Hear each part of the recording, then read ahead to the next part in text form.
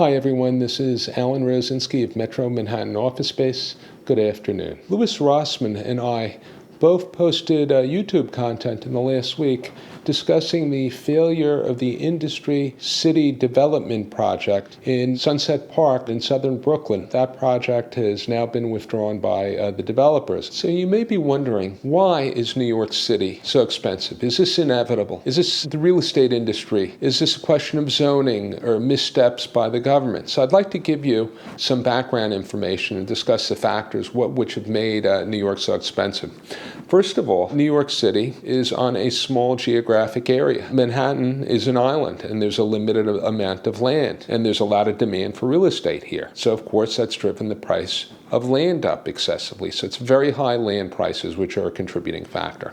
Also, what contributes are zoning laws. In most areas of Manhattan, you cannot construct high-rise apartment buildings, whether they're going to be rental or condos or co-ops. Not allowed. You go to certain neighborhoods like Greenwich Village, East Village, and high-rise construction is really not allowed. There's something called the floor area ratio, which is a guide to how much square footage you can build on a lot of land, and the floor area ratio numbers are low in those areas. Of course, in certain areas like Midtown Manhattan, you can build. 57th Street has seen a lot of high-rise luxury development. But between zoning and the high cost of land, it's made building in Manhattan prohibitively expensive. That's one factor. Something else which I would like to discuss, and it's going to be a little bit of a long explanation, but it's really critically important that you understand this, is rent control and rent stabilization have led to a scarcity of rental housing. Now, in the past, there was a lot more rental housing. And I mean, there's a certain history to this, and I'll provide it to you. There was unregulated rental housing. The market functioned properly before World War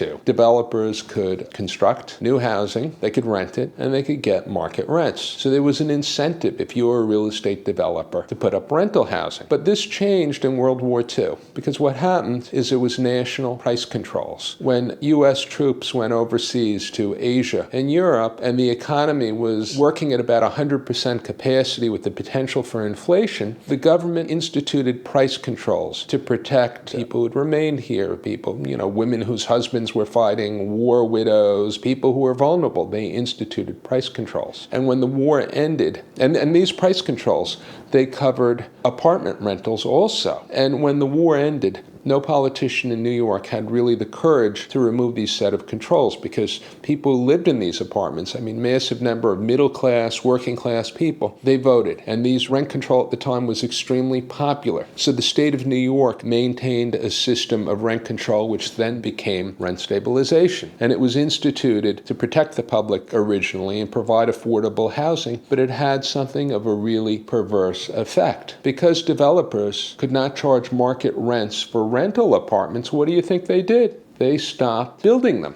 Also, what happened, it had several kind of very unanticipated effects. People who remained in these apartments, the market rents would be higher. They'd be staying in below market rental apartments, because when there's rent control or rent stabilization, the rents can only increase by a certain fixed percentage each year, and that is almost always below market and below the actual amount that rents increase annually. So let's say the market rent for a one-bedroom apartment is $3,000, and your rent stabilized rent is $1,200. You're not leaving, because when you leave, you're going to be paying a lot more. So there's no movement. These apartments never become available. So the government tried to protect the working class and middle class people, but the net effect was very few rental apartments were available.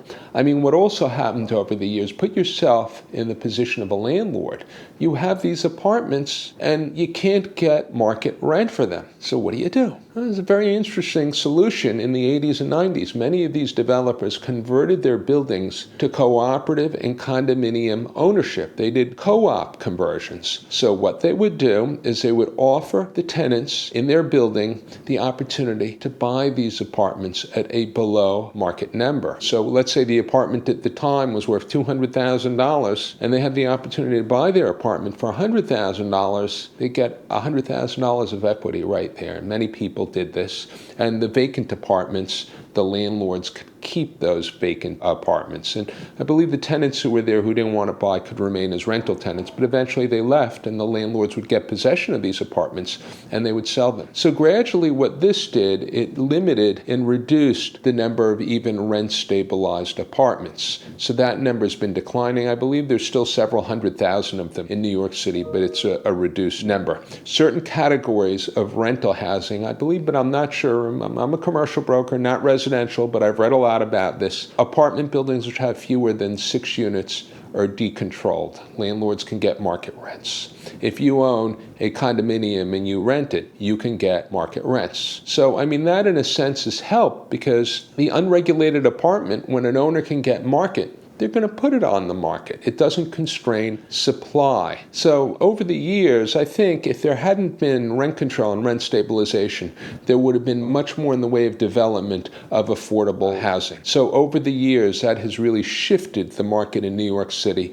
more towards the development of condominiums and co-ops, where developers could build these apartments, sell them, and move on to their next project. Because what landlord would want to own these rental apartments with limited profitability? I know there have been tax abatements, government incentives, and there's been some construction, but it's not enough to keep pace with the demand. There's, many factors. But another factor which has limited the supply of rental housing in New York City are the pro-tenant laws. Now, of course, the government's wanted to protect tenants from abuse by landlords. But if, let's say, you're a landlord and you want to buy an apartment building, not only are you faced with potential rent stabilization, if one of your tenants doesn't pay you, it can be a very long battle, a very expensive battle to get that tenant out, to evict that tenant. So, it's not the sort of asset which is appealing for a landlord to invest in, and as a result, there's very, very little supply. Other factors which have driven up the cost of housing in New York City is that economically, New York City is extremely successful. So there's a lot of demand, there's a lot of wealthy people here, and they need housing.